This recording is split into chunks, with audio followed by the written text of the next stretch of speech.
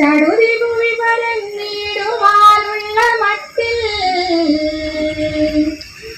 കോട്ടം കൂടാതെ നാട്യം നടന കലകൾ ഇഷ്ടമായി വന്നു ചേരാം. ഒട്ടും മുട്ടാതെ നിത്യം തവപദ കമലേ സേവനം ചെയ്യുമെന്നേ വട്ടം ചുറ്റിച്ചിടല്ലേ നടന കലകളിൽ ദേവി ഞാനിതാ കൈതൊഴുന്നേ. ഉത്തര കേരളത്തിലെ ഏറ്റവും പ്രശസ്തമായ നാടൻ കലയാണ് പൂരക്കളി. മീനമാസത്തിലെ പൂരോത്സവത്തോടനുബന്ധിച്ച് നമ്മുടെ കാവുകളിൽ അരങ്ങേറുന്ന ഒരു കലയാണിത്. കാമദഹനവുമായി ബന്ധപ്പെട്ട ഒരു പുരാവൃത്തമാണ് ഈ കലയുടെ അനുഷ്ഠാനത്തിൻ്റെ പിന്നിലുള്ളത്.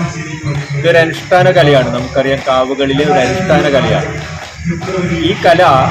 ഇപ്പോൾ സാധാരണ കളിച്ചു വരുന്നത് പുരുഷന്മാരാണ്.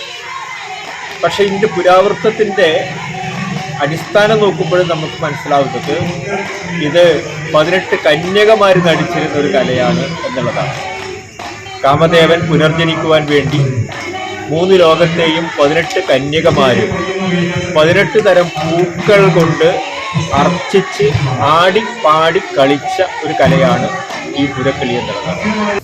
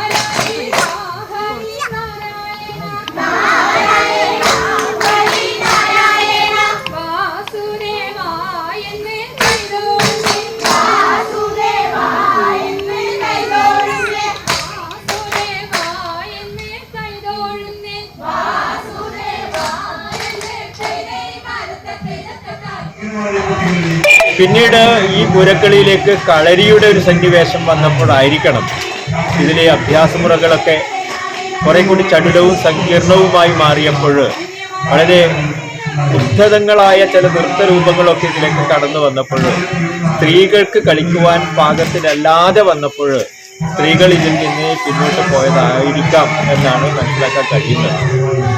അത്തരമൊരു കല, സ്ത്രീകളുടേതായ സ്വന്തമായ ഒരു കലയെ വീണ്ടെടുക്കുക എന്ന ഒരു ഉദ്ദേശത്തിലാണ് വിദ്വാൻ AK കൃഷ്ണൻ മാസ്റ്ററുടെ സ്മരണയിലുള്ള AKP oriental research and public library, പയ്യന്നൂരിലുള്ള ലൈബ്രറി ഈ കല സ്ത്രീകൾക്ക് വേണ്ടി പരിശീലിപ്പിച്ച് രംഗത്തിറക്കുവാൻ തീരുമാനിച്ചു.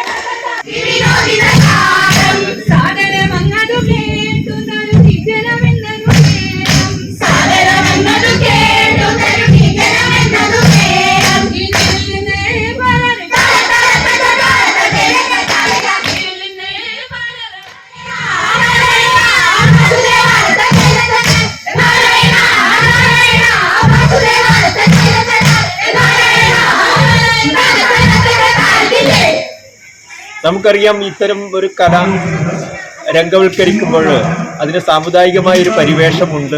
ചില പ്രത്യേക സമുദായങ്ങളാണ് കാവുകളിൽ ഈ കല അവതരിപ്പിക്കുന്നത്. പക്ഷെ ഇവിടെ ഈ കല അവതരിപ്പിക്കുന്നത് ഒരു പ്രത്യേക സമുദായത്തിൽപ്പെട്ട ആളുകളാണ്. എല്ലാ സമുദായത്തിലും പെട്ട ആളുകളെ ചേർത്ത് വെച്ചുകൊണ്ടാണ് ഈ കലയ്ക്ക് ആയോജനം നൽകിയിട്ടുള്ളത്. അതിലെല്ലാം നമ്പ്യാര്, നായര്, പൊതുവാള്, അതുപോലെ തീയ, ഈഴവ, മണിയാണി, എല്ലാ സമുദായങ്ങളിൽപ്പെട്ട ആളുകളെയും ഈ കലയിലേക്ക് ചേർത്ത് കൊണ്ടുവന്നിട്ടുണ്ട്. ഇന്ന് ഒരു കലയെന്ന് പറയുന്നത് എല്ലാവരുടേതുമാണ്, അത് നാടിൻ്റെ പൊതുസ്വത്താണ് എന്നുള്ള ഒരു കാഴ്ചപ്പാടിലാണ് എല്ലാവരെയും ഉൾക്കൊള്ളിച്ചുകൊണ്ട് വനിതകളുടെ ഒരു കല എന്ന നിലയിൽ ഇതിനെ പ്രോത്സാഹിപ്പിക്കുവാൻ ഞങ്ങൾ തീരുമാനിച്ചിട്ടുള്ളത്. 2-3 രംഗങ്ങളിൽ ഇവർ ഇത് അവതരിപ്പിച്ചു. ഇതിൽ 10-27 പേരുണ്ട്. ആ എല്ലാവരുടെയും ഒരു ഒരുമയിൽ ഇവിടെ ഈ കളി അവതരിപ്പിക്കുകയാണ്. നമുക്കറിയാം, പൂരക്കളിയിൽ ഏറ്റവും കഠിനമായ ഒരു കളി എന്ന് പറയുന്നത് 4-ാം നിറവും 5-ാം നിറവും. ഇവിടെ ഇവർ അവതരിപ്പിച്ചത് 1-ാം നിറം, 2-ാം നിറം, അത് രണ്ടും അവതരിപ്പിച്ചതിന് ശേഷം അവർ 4-ാം നിറം അവതരിപ്പിക്കുവാൻ, 4-ാം തരം അവതരിപ്പിക്കുവാൻ അവർ ശ്രമിച്ചു. 1, 2, 4 തരങ്ങൾ അവതരിപ്പിച്ചതിന് ശേഷം 3 ചിന്തുകൾ കൂടി അവതരിപ്പിച്ചുകൊണ്ടാണ് കളി പൂർത്തിയാക്കിയിട്ടുള്ളത്. അപ്പോഴേക്ക് ഒരു അരമണിക്കൂർ 3/4 മണിക്കൂറോളം ഈ കലയുടെ ദൈർഘ്യം നീണ്ടു നിൽക്കും. 5-ാം തരം കൂടി ഒരു പരിശീലിച്ചിട്ടുണ്ട്. അതുകൂടി ഒരു വലിയ ഒരു സദസ്സിന്റെ മുന്നിൽ ഒരു വലിയ നേരത്തേക്ക് കളിക്കാൻ പാകത്തിൽ അവരെ ഒരുക്കിയെടുക്കുവാൻ സാധിക്കുമെന്ന് തന്നെയാണ്. നമ്മുടെ നാടിൻ്റെ മണ്ണിൻ്റെ മണമുള്ള കലകളാണ് ഇത്തരം നാടൻ കലകൾ. ആ നാടൻ കലകളെ വീണ്ടെടുക്കുക, സ്ത്രീകളുടെ സ്വത്വത്തിൻ്റെ ഭാഗമായിട്ടുള്ള ഈ കലകളെ വീണ്ടെടുക്കുക, അത് സാമുദായിക സൗഹാർദ്ദത്തെ ഊട്ടിയുറപ്പിക്കുന്ന വിധത്തിൽ അതിനെ ഒരുക്കിയെടുക്കുക, ഇങ്ങനെയുള്ള ലക്ഷ്യങ്ങളൊക്കെ മുന്നിൽ വെച്ചുകൊണ്ടാണ് ഈ കലയ്ക്ക് ഇവിടെ രൂപം നൽകിയിട്ടുള്ളത്. എല്ലാ ജനങ്ങളും നല്ല പ്രോത്സാഹനം ഇതിന് നൽകി വരുന്നുണ്ട്. അതുകൊണ്ട് തന്നെ ഇതൊരു വൻ വിജയമായിട്ട് മാറ്റാനും നമുക്ക് സാധിക്കും.